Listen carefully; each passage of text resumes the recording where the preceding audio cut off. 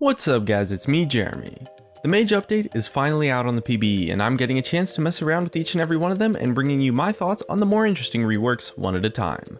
In this video we're taking a look at the new Malzahar. He's probably the champion who's going to have his overall playstyle of gameplay affected the most, and he's receiving quite a lot of changes, arguably more than any other mage champion in this spree of reworks coming out. He's been developed into quite the peculiar character and has a lot of new strengths but also a lot of new weaknesses. But I'm mostly wondering, how good is REWORK Malzahar? Let's get started.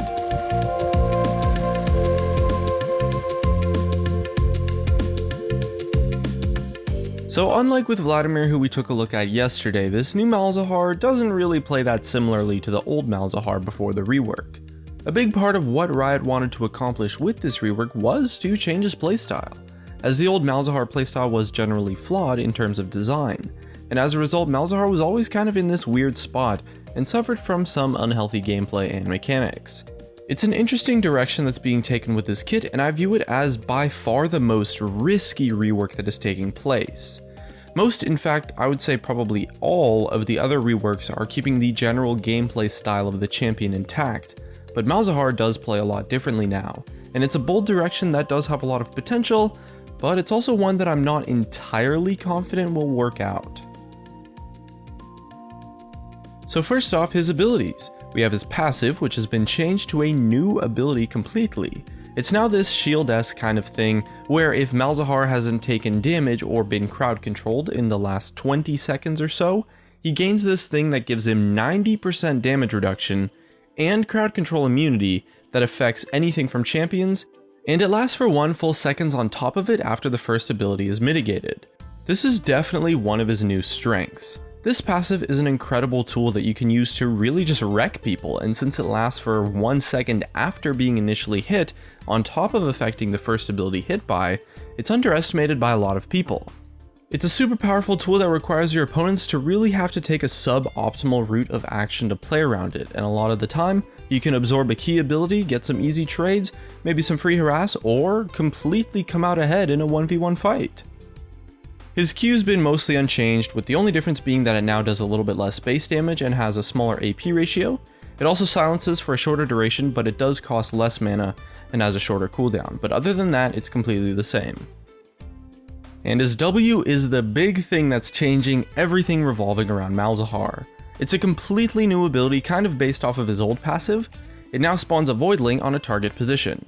Voidlings scale with both attack damage and ability power, and on the first time a Voidling attacks a champion, large monster, epic monster, or assists in killing a unit, it spawns another Voidling with the same remaining duration. But Voidlings will not spawn more Voidlings when there is less than 4 seconds left in their duration. As well, once you spawn 3 Voidlings, all of your Voidlings gain 100% attack speed. They also deal triple damage to lane minions under 25% HP, so they're great for last hitting, and they prioritize attacking targets that are affected by Malefic Visions, his E, or Nether Grasp, his ultimate. And they have 100% increased movement speed when seeking out one of those 2 types of targets. This is a pretty complex ability, as I'm sure you can tell, as the Voidlings have a lot of mechanics on them, but this W is his new bread and his new butter. It's the new defining feature of what makes Malzahar Malzahar. His Voidlings do mixed damage, and you can often spawn out a ton at a time and just shred through people. And they proc spell effects like Rylai's, but they do not proc on-hit effects like Lifesteal or Blade of the Rune King, for example. And although they scale with both ability power and attack damage and deal mixed damage, the attack damage scaling of the Voidlings is far superior to the ability power scaling. It's literally about twice as much, so there's loads of potential for AD Malzahar there. His E is mostly unchanged, with the only difference being that the base damage and the AP ratio has been lowered and the mana cost has been reduced. And the mana refund portion of the ability was changed to 2% of your maximum mana instead of a flat amount. As well, if you now land your Q or your ultimate on a target that is affected by his E, Malefic Visions, it now refreshes the duration. So you can kind of surprise people with that by extending the duration of his E to be super long. His ultimate has received what might seem like a minor change, but the impact it has on creating his new playstyle is almost as much as his W actually. His ultimate has had the flat damage on it completely removed, and it now creates a zone on the ground that deals % max health damage to opponents standing in it. The percent max health damage is 6, 8, or 10% depending on the level of the ultimate, and it gains 1 extra percent per 100 AP. So essentially his ultimate does only a small fraction of the damage that it used to.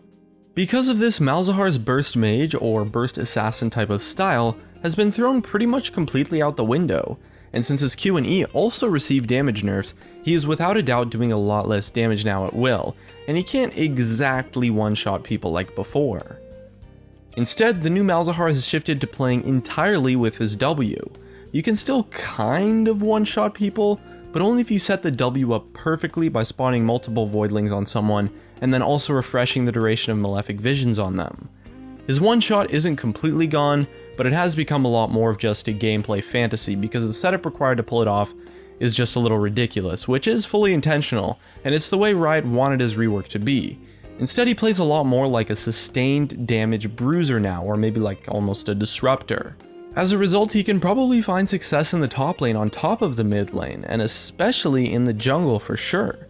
I wouldn't be surprised if top or jungle becomes Malzahar's best role after this rework. Because Malzahar revolves around his W now, his attack damage playstyle actually has incredible potential. Players will now have the decision to go a more utility-focused AP build with Rylai's to get the slow, or other AP items like Zonias and stuff that give a lot of really awesome utility, or you could go for an attack damage bruiser build with stuff like Death's Dance, Maw of Malmortius, Steric's Gauge, etc. Because the attack damage scaling of his voidlings is pretty much double of what the AP scaling is, and all of his other abilities have taken nerfs to the AP ratios, I do believe that the attack damage bruiser style of Malzahar is actually going to become his meta build. Although the AP build is awesome because Rylai's is just so amazing for being able to have your voidlings stick on a target, you just do so much more damage when building AD, it's insane. And he can totally shred through tanks like mad and just play with the AD carry and melt a tank instantly. As well, regardless of his playstyle, his ultimate will always be a solid tool to pick off targets when you have an ally. It's a point and click suppress that still lasts for a long time, and it's still a great tool, it's just not something that you can use for the damage now. And because his attack damage bruiser style is really strong, as a result Malzahar jungle and Malzahar top are actually going to be really good the more I think about it. He excels versus immobile champions that are short ranged or maybe melee, and in the mid lane a lot of high range poke mages can be tough matchups. So it's not impossible that his matchups in general will be a little bit better in the top lane. As well, his jungle clear ability is incredible. It's honestly fantastic because of the way the voidlings work, and you can actually solo dragon as early as level 3 or 4 into the game. Don't get me wrong though, his AP build still has a lot of merit to it, and Rylai's is probably one of the best items in the entire game on him since it gives his voidlings a slow. So what's probably going to happen is we might see like some hilarious hybrid build become the best option with like a Rylai's, a Hextech Gunblade Death's Dance, and then a Steric's Gauge or something. He definitely has a lot of options with his build path, and the utility of AP items is typically a little bit better than that of the attack damage items, so there is a lot of room for experimentation, and although he definitely will deal more damage when building AD, that's not always what you want from a champion on your team.